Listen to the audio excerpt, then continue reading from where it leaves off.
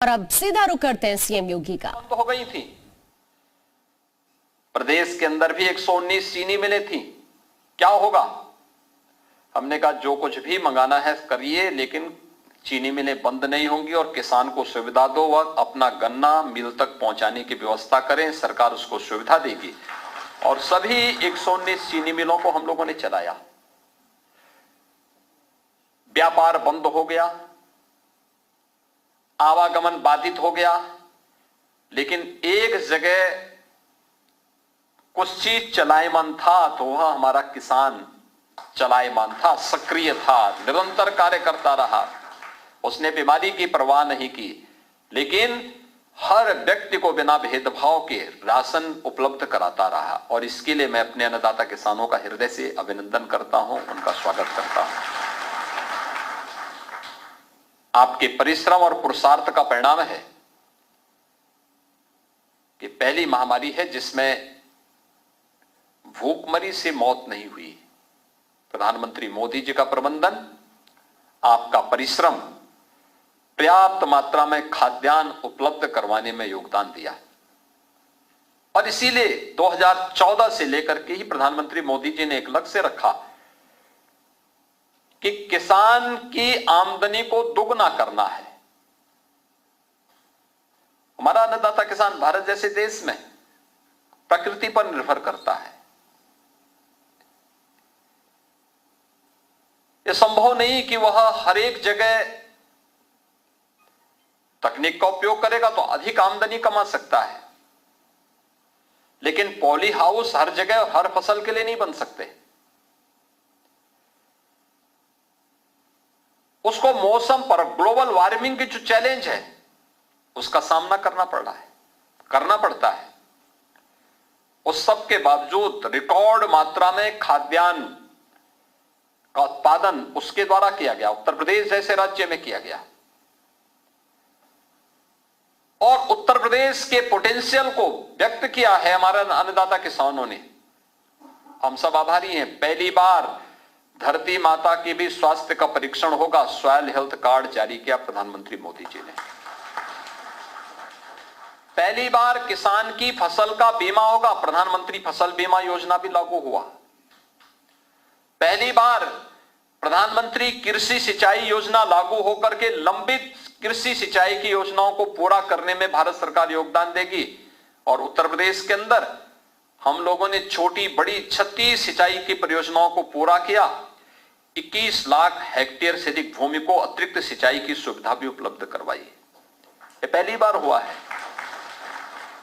हम लोगों ने कुछ परियोजनाएं तो ऐसी बनाई जो 50-50 वर्षों से लंबित पड़ी हुई थी। आप सोचिए, अभी सरयू नहर परियोजना, उस परियोजना के बारे में प्रधानमंत्री जी ने 2021 में उसको राष्ट्र को समर्पित किया। वो परियोजना बनी थी, योजना आयोग ने बनाई थी 1973 में। बाण सागर परियोजना 1971-72 की। जिन लोगों ने शिलान्यास किया था आज धरती पे नहीं, लेकिन परियोजना पूरी नहीं हो पाई कभी, लेकिन उन सबको पूरा किया गया। उत्तर प्रदेश के अंदर सरकार आई, कर्ज के तले दबे हुए किसान बंधुओं को राहत देने के लिए लघु और सीमांत किसानों के 1 लाख तक के कर्ज को माफ करने की कार्रवाई प्रदेश ने सफलतापूर्वक आगे बढ़ाया। प्रोक्योरमेंट के सेंटर खोलेंगे हम, मीडिएटर के माध्यम से नहीं बल्कि सीधे किसान से क्रय करेंगे। यह सुविधा प्रदेश के अंदर हुई। आजादी के बाद भले ही 1967 में एमएसपी की घोषणा हुई हो, लेकिन एमएसपी का लाभ पहली बार किसान को मिला। यह प्रधानमंत्री मोदी जी के कारण संभव, और लागत का 1.5 गुना दाम मिलेगा। यह पहली बार हुआ है। और यह पहली बार हो रहा है जब एक कॉमन किसान भी जान सकता है कि शासन की योजनाएं क्या होती है। ये सोलर पंप, अब तक हम लोग 27,000 किसानों को सोलर पंप उपलब्ध करा चुके हैं। 30,000 किसान को हम लोग सोलर पंप उपलब्ध कराने के कार्यक्रम का शुभारंभ भी आज यहां पे कर रहे हैं। यानी यह बिजली की कीमत का बिजली के बिल को, वैसे तो अब पहली बार हुआ है कि जब बिजली के बिल को भी हमने यूपी में आधा किया है, यह पहली बार हुआ है। बिजली का बिल तो बढ़ता था, महंगाई बढ़ गई थी तो होना ही था, लेकिन हमने बिजली का बिल किसानों के लिए आधा किया है। और साथ साथ अब सोलर पंप के माध्यम से अगर सोलर पैनल लगा लेंगे तो बिजली का बिल उनका 0 हो जाएगा अपने आप ही। और हमें उपयोग करना चाहिए। और ये वहां पे 1-2 बिजली के बल्ब भी जलवा सकता है इसके माध्यम से। तो हमने देखा है, मैंने उसका प्रदर्शन देखा है, बहुत अच्छा सफल है। मैंने जो मॉडल देखा था 5 किलोवाट का देखा था, बहुत सफल और काफी पानी देता है, पर्याप्त पानी देता है।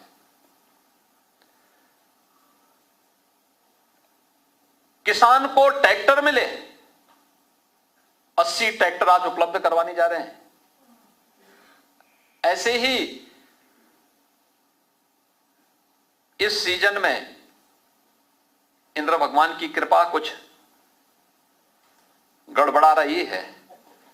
और मैं देख रहा था 62 जनपद हमारे ऐसे जहां पर समय पे बारिश नहीं हुई, और इसीलिए हम लोगों ने उनका सर्वे करने के आदेश भी दिए। वहां पर हम लोगों ने दलहन, तिलहन और सब्जी के बीज उपलब्ध करवाने के लिए आदेश उपलब्ध कराए थे। आज ये बीज उपलब्ध करवाई जा रहे हैं। लेकिन पिछले कुछ समय से आपने देखा होगा, पिछले 10 दिन से अतिवृष्टि से भी काफी नुकसान हुआ है। जो फसल खड़ी हुई थी उसको भी नुकसान हुआ है। हमारे सर्वे भी चल रहे हैं। प्रदेश के जिन 12 जनपदों में फसल को नुकसान पहुंचा था बाढ़ के कारण, वो बाढ़ पानी यूपी के कारण नहीं था, मध्य प्रदेश और राजस्थान से आए हुए अतिरिक्त पानी के कारण। वहां पर 800 करोड़ रुपए से अधिक 876 करोड़ रुपए हम लोगों ने किसान के कंपनसेशन के लिए पहले भेज दिए हैं। वहां पर वितरण की कार्रवाई भी चल रही है। सूखा का सर्वे चल रहा है, लेकिन साथ साथ अतिवृष्टि के कारण भी अन्नदाता किसानों को नुकसान हुआ है। इसका भी सर्वे का कार्य पूरा करके हम उन सभी किसानों के साथ खड़े होकर के उनको सहयोग करेंगे।